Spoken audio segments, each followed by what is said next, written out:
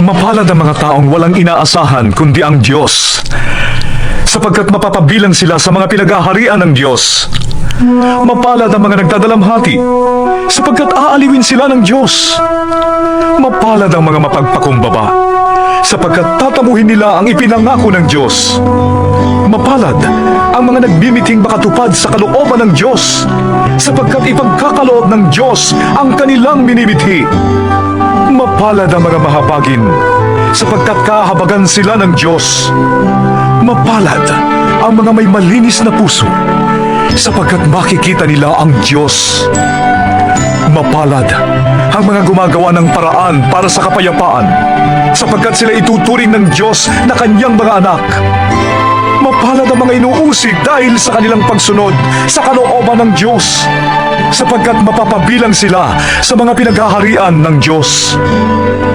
Mapalad kayo kapag dahil sa akin ay nilalait kayo ng mga tao, inuusig at pinaparatangan ng lahat ng uri ng kasamaan na pawang kasinungalingan.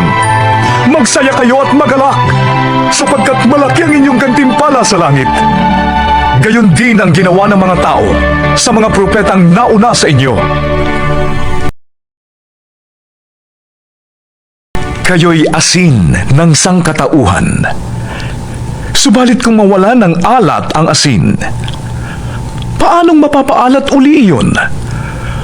Wala na yung kabuluhan, kaya't itinatapon na lamang at tinatapakan ng mga tao.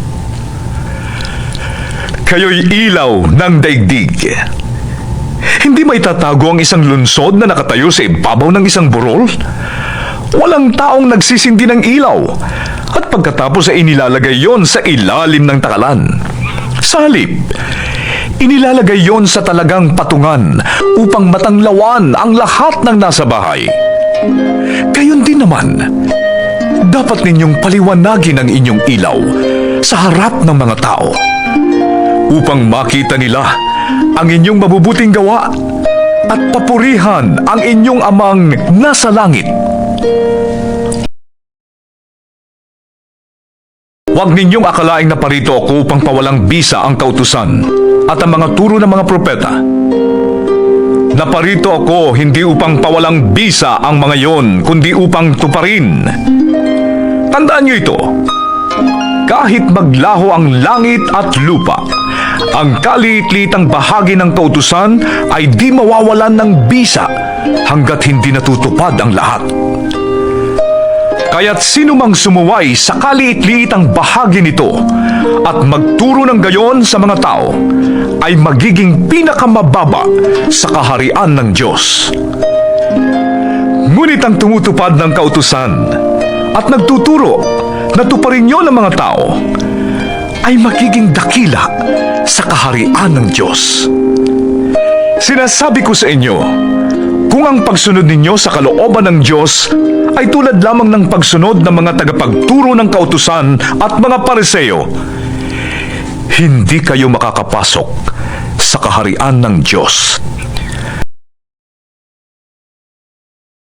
Narinig ninyong iniutos sa mga tao noong una, huwag kang papatay. Ang sinumang pumatay ay mananagot sa hukuman. Ngunit sinasabi ko naman sa inyo, ang sinumang napupuot sa kanyang kapatid ay mananagot sa hukuman. Ang humahamak sa kanyang kapatid ay mananagot sa Sanhedrin. At sinumang magsabi sa kanyang kapatid, ulul ka, ay nanganganib na maparusahan sa apoy ng impyerno. Kaya't kung naghahandog ka sa altar at maalala mong may sama ng loob sa iyong kapatid mo, iwan mo muna ang iyong handog sa harap ng altar at makipagkasundo ka sa kanya. Pagkatapos, saka ka magbalik at maghandog sa Diyos. Kung may ibig magsakdal sa iyo, makipag-ayos ka agad sa kanya bago makarating sa hukuman ang inyong kaso. Kung hindi, dadalhin kanya sa hukom at ibibigay ka nito sa tanod at ikukulong ka naman sa bilangguan. Sinasabi ko sa iyo, hindi ka makakalabas doon hanggat hindi mo nababayaran ang kahuli-hulihang sentimo ng dapat mong bayaran. Narinig ninyo na iniutos noong una, huwag kang mangangalunya. Ngunit sinasabi ko sa inyo, ang sinumang tumingin sa isang babae ng may mahalay na pagnanasa, ay nangangalunya na sa babaeng yun sa kanyang puso.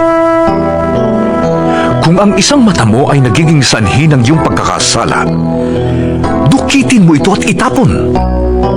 Mabuti pang mawalan ka ng isang bahagi ng iyong katawan kaysa ang buong mong katawan ang itapon sa impyerno. Kung ang iyong kamay naman ay nagiging sanhi ng iyong pagkakasala, putulin mo ito at itapon. Mabuti pang mawalan ka ng isang bahagi ng iyong katawan kaysa ang buong mong katawan ang itapon sa impyerno. Sinabi rin naman, kapag diniborsyo ng isang lalaki ang kanyang asawa, ito'y dapat niyang bigyan ng katibayan ng diborsyo. Ngunit sinasabi ko sa inyo, kapag diniborsyo ng isang lalaki ang kanyang asawa, maliban kung ito ay nangangalunya, itinutulak niya ang kanyang asawa sa kasalanang pangangalunya. At sino mang mag-asawa sa babaeng hiniwalayan, ay nagkakasala rin ng pangangalunya.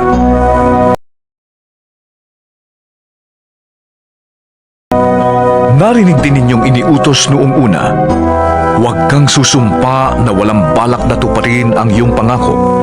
Sa halip, tuparin mo ang iyong sinumpaang pangako sa Panginoon. Ngunit sinasabi ko sa inyo, huwag na kayong manunumpa kapag kayo'y nangangako. Huwag ninyong sasabihing, saksi ko ang langit, sapagkat ito'y trono ng Diyos. O kaya'y, saksi ko ang lupa, sapagkat ito'y tuntungan ng kanyang mga paa. Huwag din ninyong sasabihing, saksi ko ang Jerusalem, sapagkat ito'y lunsod ng dakilang hari. Huwag mo ring sabihing, mamatay man ako, sapagkat ni isang buhok sa iyong ulo ay hindi mo kayang paputiin o paitimin. Sabihin mo na lang na, oo, kung oo, at hindi, kung hindi. Sapagkat ang anumang sumpang idaragdag dito ay buhat na sa masama.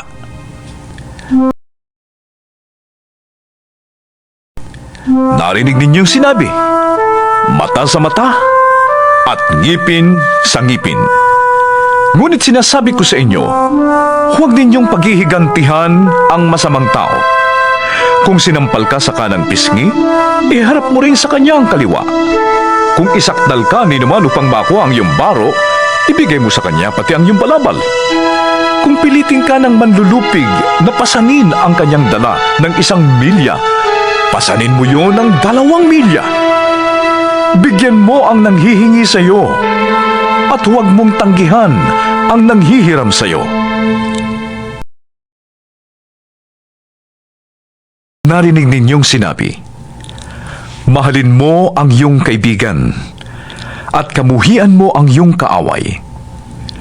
Ngunit ito naman ang sinasabi ko, mahalin ninyo ang inyong mga kaaway at ipanalangin ninyo ang mga umuusig sa inyo, upang kayo'y maging tunay na mga anak ng inyong amang nasa langit. Sapagkat pinasisikat niya ang araw sa masasama at sa mabubuti, at nagpapaulan siya sa mga matuwid at sa mga di matuwid.